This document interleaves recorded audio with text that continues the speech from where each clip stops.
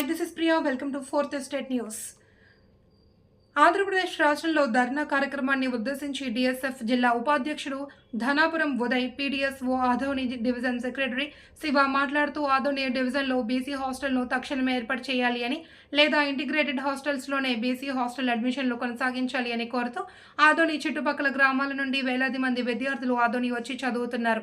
ఇంత పెద్ద ఆదోని డివిజన్లో బీసీ హాస్టల్ లేకపోవడం దురదృష్టకరం. కాబట్టి విద్యార్థులను దృష్టిలో ఉంచుకుని తక్షణమే బీసీ హాస్టల్ను ఏర్పాటు చేయండి, లేదా ఇంటిగ్రేటెడ్ హాస్టల్స్లోనే యథావిధిగా అడ్మిషన్లు కొనసాగించండి.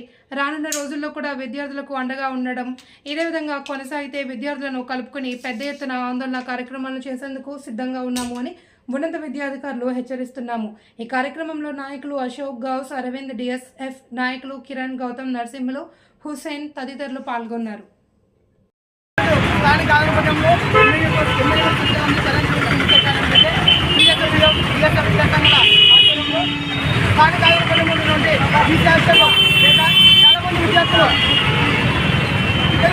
పరిస్థితి ఉన్నదని సందర్భంగా తెలియజేస్తాను. ప్రభుత్వ అధికారులు ఈ విషయాన్ని ఇప్పటికి కూడా పట్టించుకోవడం అనేది చాలా చిక్కులను కూడా ఈ సందర్భంగా తక్షణమే ప్రభుత్వ అధికారులు తక్షణమే బీసీ హాస్టల్ చదువుకున్న విద్యార్థులకు ఏవైతే సీట్లు ఉన్నాయో ఆ సీట్లను ఇవ్వాలని డిఎస్ఎఫ్ సంఘాలుగా డిమాండ్ చేస్తాము. ఏం చేయాలా? డిఎస్ఎఫ్ సంఘాలే కాకుండా వామపక్ష సంఘాలతో పాటు పెద్ద ఎత్తున ఉద్యమాలకు, ధర్నాలకు, ఆందోళన కార్యక్రమాలకు అందరికీ కూడా పిలిపిస్తామని ఈ సందర్భంగా ఇప్పటికైనా ఐక్యతను కూడా నేను